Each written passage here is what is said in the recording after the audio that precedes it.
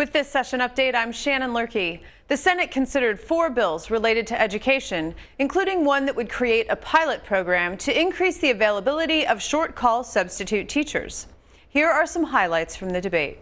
Senate File 819 is bipartisan supported. It's a short call substitute pilot program. This bill is designed to address the serious issue of massive substitute teacher shortage. It would create a 3-year pilot program to address this shortage and to support our children, our families, and our educators. The executive director of the Human Resources at Austin Public School came up with the idea for this bill. The answers to many of our problems can be solved as we listen to the members of our constituents. So this A3 amendment does 4 things. It's going to ensure a robust background check for our short-term subs. It will require a sub-license through PELSB to guarantee that those working with our students and our staff meet the very minimum requirements. It will also allow for this pilot to continue through the summer for additional support to our schools.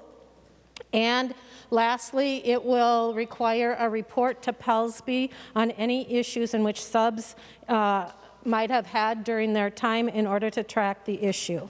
This is a pretty serious problem in our schools right now is the sub shortage, and I just don't see this as being a solution to the problem. I was in a line in a restaurant, socially distanced, on Thursday night, and we were just chatting with a bunch of people we never met before, and one of them I asked what I do, and I told them what I did, and I talked about this bill, and that we were going to be debating it on Monday. And what this parent, and what I got a bunch of head nods on from the other parents in the group, is they do not want, when they send their kid to school and they find out that their classroom teacher was not in the class that day, they want to be rest assured that the substitute will be in the classroom under the same safeguards as their permanent classroom teachers. I went through a little program and became a teacher in our night program for 2.5 years. Was I the best teacher available? Probably not, but the thing is, it was a code class. I had 6 years of code class myself, and I had on-the-job experience that I brought to that class. And at the end, the students in that class appreciated my approach and the way I taught the class because I brought in what we did on the job. Then later, our church had a need for catechism instructors. I did that as well for 5 years.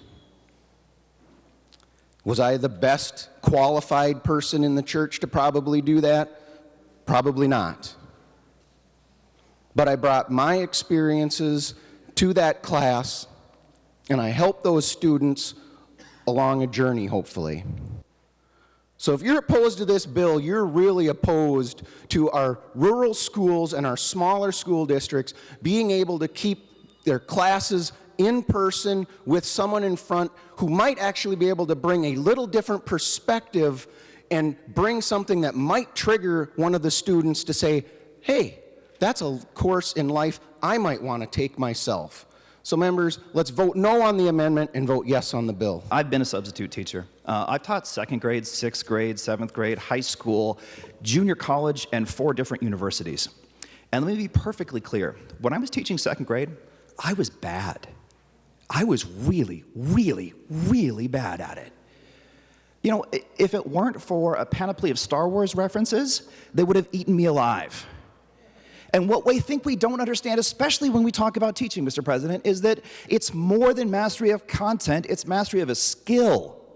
Teaching is a job that requires work to become good at.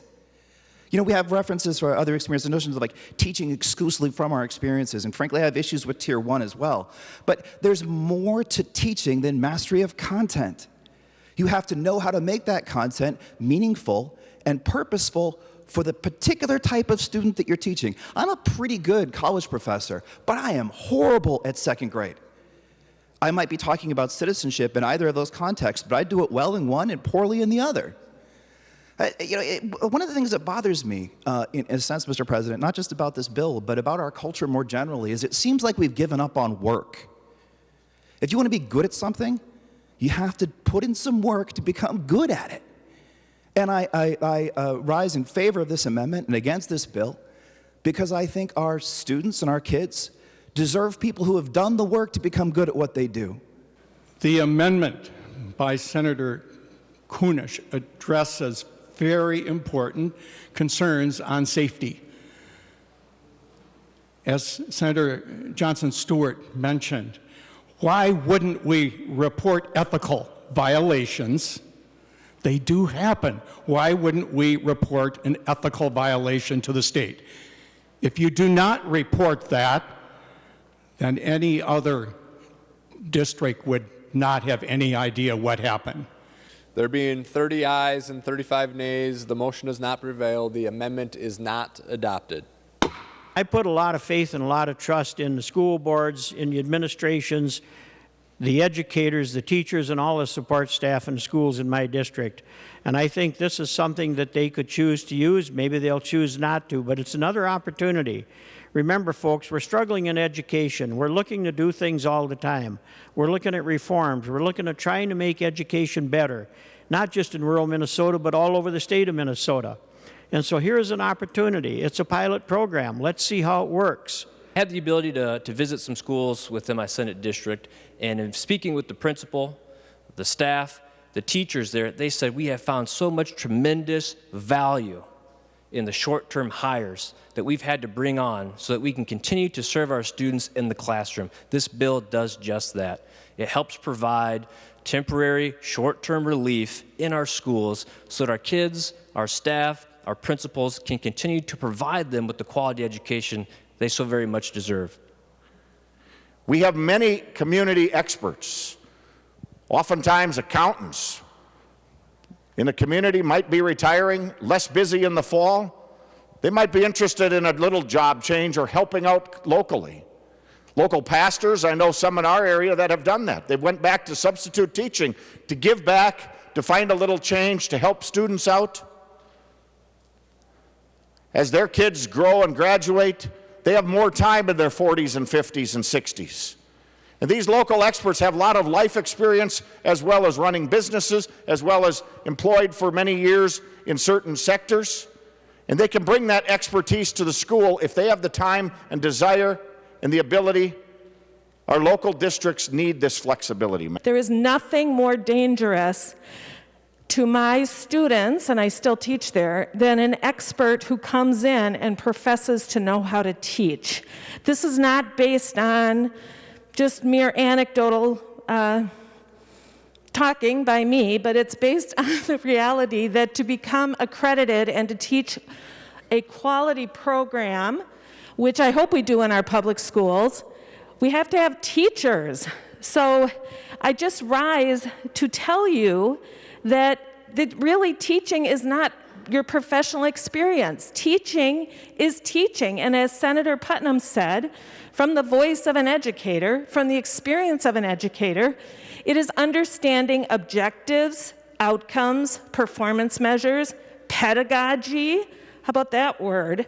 So I'm going to add it to my list. Pedagogy, educators, parents, students, quality, performance measures, outcomes, all those things are things we value as educators. And whether you're for this bill or not, let's stop with the myth that personal experience translates into quality teaching. File 819 creates a much-needed pilot program to increase the number of eligible short-call substitute teachers in our state. Our children are bearing the consequences of our current shortage. This bill returns power to our local schools, allowing them to hire the right qualified people for the job.